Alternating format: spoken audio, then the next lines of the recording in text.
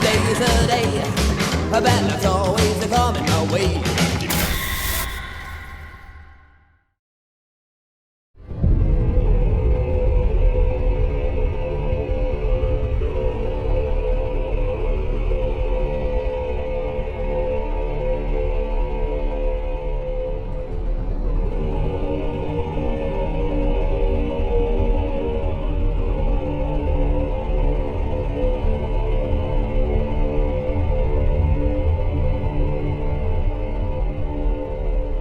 For today's Grimm adventure, we are telling the story of a woman by the name of Mary Shelley.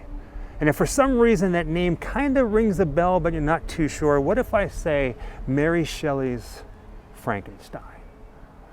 Right over here is the grave of the Shelley family, the tomb of the Shelley family. We're going to be telling the story about the woman who wrote one of the most Gothic-inspired monsters ever to be created and walk this earth. The cemetery that we're standing in is connected to the St. Peter's Church, here in a town known as Bournemouth. And the funny thing about this is when we parked the car, we parked in a parking lot, a car park, that says that we're in the town of Upton, which immediately made me think of Married with Children, when the Bundys went on holiday. I think they won a trip, and they went to England. Now, right over here is a plaque that talks about the Shelley family tomb. And we're going to come back to it in just a moment. But I wanted to walk over here and just take this in. The Shelley family tomb. Mary Shelley, the author of Frankenstein, is buried here. Never in a million years did I ever think that I'd get to visit a grave like this. This is definitely a checkbox checked off the list, the Grimm dream list, if you will. Because this is the family tomb, there are a lot of people that are entombed here. And I'm not going to read them all. We're going to talk about them in just a little bit, but I do want to read Mary's. It says, Mary Wollstonecraft Shelley, daughter of William and Mary Wollstonecraft Godwin, and widow of the late Percys Shelley, born August 30th, 1797, died February 1st, 1851. I do believe she was 53 years old, and she died from a brain tumor in London. You might be asking yourself, why is Mary Shelley buried all the way out here in a town known as Bournemouth, especially whenever her mother is buried in London and she herself spent so much time in London? Well, her final wishes were to be buried next to her mother, but her son Percy felt that at the time of her death, that cemetery wasn't the best place for his mother. It wasn't nice enough. So he had her buried here, close to where he and his family were living. Now, baby girl, you've been reading that plaque for quite some time. There's a lot of information on that. Mm-hmm. Does it say who's buried here or anything really interesting about this, aside from the grave of Mary Shelley? It's really the whole family that's buried here. Her parents, possibly her husband, I'll get back to that, or part of her husband, I should say, and her son and his wife. And what I mean by possibly her husband or a part of him is that there are two accounts that mention her husband's heart, Percy Bysshe Shelley, his heart. But it does not confirm if his heart was brought here and buried along with her. And what I mean by that is when he died in 1822 in a boating accident, he was cremated, but his heart didn't burn. So they took it, obviously, and preserved it in wine and gave it to his wife, Mary. Later on, Percy goes on to say that after his mother died, he found his father's heart in her desk, wrapped up in a page or pages of the last poem that he wrote named Adonis. And that's the only mention. It doesn't say if it was brought here to be buried with her, but you have to assume that it was. I would imagine if they still had it, that it would be. So that's why I say I think it's the whole family. If you do any kind of research on the life of Mary Shelley, you're going to find that it is filled with tragedy from the time she was born to the time that she died. And we're going to be talking about all of that in this video. But just picture this. Mary Shelley, the author of Frankenstein, is buried here. Her son is buried here. His wife is buried here. Mary Shelley's mother and father are buried here.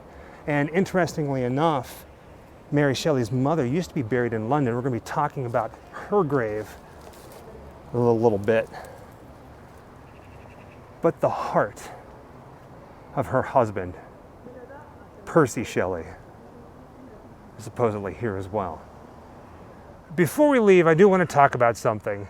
Throughout history, there's always been all kinds of different doubt and debate whether Mary Shelley was the one who wrote Frankenstein or if it was her husband, Percy. Now, it's no doubt. They both had a hand in it. She had the idea at a party held by Lord Byron where she had the idea where she was tasked with creating a ghost story, and the birth of Frankenstein started there. I think now they are celebrating, I think it's like the 200th anniversary since her name has been on the publication. But I think now it is kind of recognized that Percy edited, helped prepare the manuscript for what we have today. So instead of writing it, he may have had his hands in like 4,000 to 5,000 words out of the entire book. Basically, that sounds good, but it might sound better like this, or just corrections here and there. But it all came from the mind of this woman right here, Mary Shelley. So who was Mary Shelley? Now we all know Mary Shelley's Frankenstein, but who was she really? Well, her story is very tragic, and it starts at the time she was born. When she was born, her mother died like 10 days after her birth. And she grew up in a house very near the cemetery. So she spent a lot of her childhood visiting her mother's grave, so much so that a lot of scholars think that that's what inspired her to write. That's how she learned to write, just reading tombstones and walking through. If you think about it, Mary Shelley pretty much spent her entire life evolving around her mother's grave. Her mother's grave was there whenever she was growing up. They lived pretty close to it. Whenever Mary Shelley died, her final wishes were to be buried next to her mother. That didn't happen, so they brought her mother to this tomb. But on a stranger note, supposedly, according to writings, both from Mary as well as Percy, scholars believe that it is at her mother's grave where Mary professed her love to Percy, where she told him she loved him. And depending on how you read, depending on how you interpret the letters, some think that she lost her virginity on her mother's grave to Percy. So she was always there. Basically, we're just walking around this church telling the story of Mary Shelley. How fitting is that, right? I mean, her grave is on the other side of it, on this hill. And it's a beautiful little spot. Now, Mary Shelley wrote Frankenstein whenever she was 18 years old. And she actually started her relationship with Percy whenever he was already married. And it was something that kind of messed with their relationship, their lives, until the day they both died. Now, what I mean by that is the people in England weren't too fond of Mary and Percy. I mean, having a relationship out of wedlock. Like I said, Percy was already married, and sadly, if I'm not mistaken, Percy's wife at the time, she ended up committing suicide. Now, Percy and Mary ended up moving to Italy, and that is where the sadness really began for the family. Percy and Mary had 4 kids, and sadly, 3 of those kids died due to illness. The 4th one, Percy, he's buried up there with the family. But it really hit the family hard, and eventually, Percy, her husband, died at sea in a boating accident. And Mary, she ended up coming back to England, where she ended up dying from a brain tumor. If you do come here to visit the grave of Mary Shelley, right across the street is a place called the Mary Shelley. It's like a little restaurant, and they got some Frankenstein monster busts outside.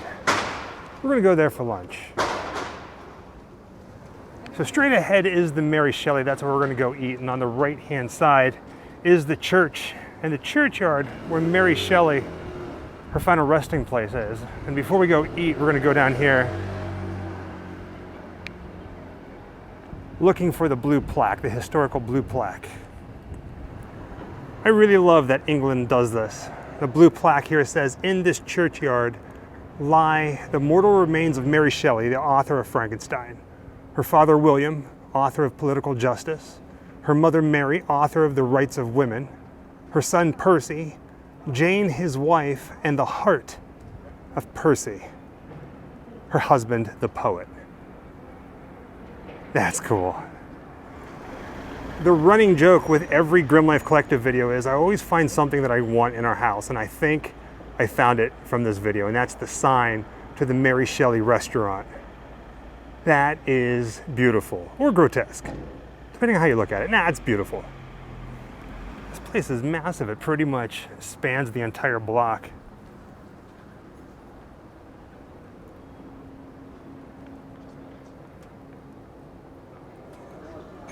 Walking through the restaurant, we chose a table in the back, mainly because there's a giant picture, framed picture above the table that says, "Welcome to the Mary Shelley." There's a bit of a reflection, but it only makes sense, right? You come here for Frankenstein, sit at the Frankenstein table. Also at the tableside menu, you know, that little card that's usually at the end of the tables, near like the salt and pepper shakers, it has a little write-up of the Mary Shelley, talking about the Shelley tomb in the graveyard next door, or across the street. Sitting here at the table, I just noticed this. That beautiful picture has an artist rendition of the body of drowned Shelley being cremated. That's interesting. I've never seen that before. So this is nice. Meat and potatoes, some vegetables, and you even got some onion rings. You are an onion ring junkie. Smells delicious though, doesn't it? Really good.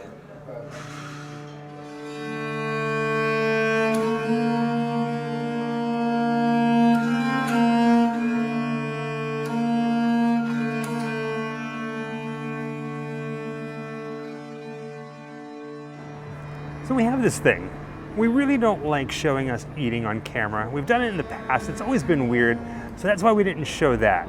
But when it comes to the Mary Shelley, what did you think? Get the onion rings and the steak. You won't be disappointed. Typically, whenever we're on the road, especially at home, we really try to stick to a vegetarian, vegan diet if we can. We try to eat more of that than red meat, but today we were really craving steak for whatever reason. Maybe it's because of Frankenstein, right? But it was quite fitting. It was good. Definitely eat here if we came back. Oh, yes. Now, yeah. Onto the next part of our journey into the story of Mary Shelley. It's a rainy day here in central London, and we find ourselves standing in front of 24 Chester Square. This is where Mary Shelley was living whenever she died. Only for a couple of years. And it's one of the few remaining structures that are tied to the author, so it actually has a blue heritage plaque on the building. There's the front door right there, number 24. Now, like we said, she died from an apparent brain tumor, and her wishes were to be buried next to her parents here in London, but her son had other plans, wanted her closer to him where they were living, where she's buried now. It's crazy to think that she was here. You know what I mean? Like, the last years of her life were spent here in London at this address, walking through this front door. Right now, Jessica and I are crouched underneath umbrellas trying to protect ourselves and the camera from rain. But if we zoom into the plaque, it says Mary Shelley, 1797 to 1851, author of Frankenstein, lived here from 1846 to 1851. Not very long at all. And the reason that she was living here is because the family came into money. And then she lived here until the time of her death. Again, this is just a quick stop on our Mary Shelley tour, but it's quite fitting, especially with the rain. Now from here, we're going down to the cemetery where Mary Shelley's mother was originally buried. They moved her, but there's a very interesting story. Well, we talked about it a little bit. We're going to talk a little bit more in detail. It's a little strange story, especially for a cemetery. It looks like the rain has stopped, at least for now, making all these dead leaves unkickable, if you ask me. So right now, we're heading into this cemetery. It's called the St. Panish Gardens. This is where Mary Shelley's mother was originally buried.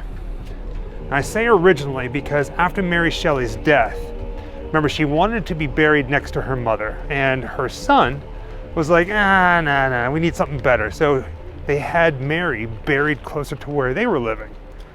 And sometime after that, they dug up, if you will, Mary's parents and reburied them closer to where the family was living. So now our job is to walk through this cemetery on a rainy day and find the original tombstone for Mary's mother.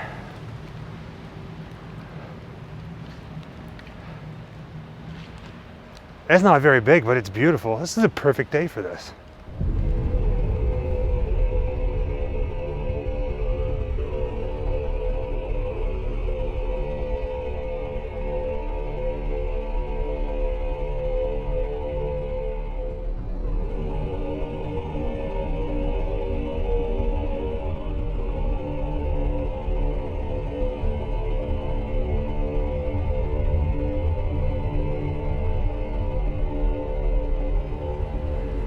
Her original grave is right there.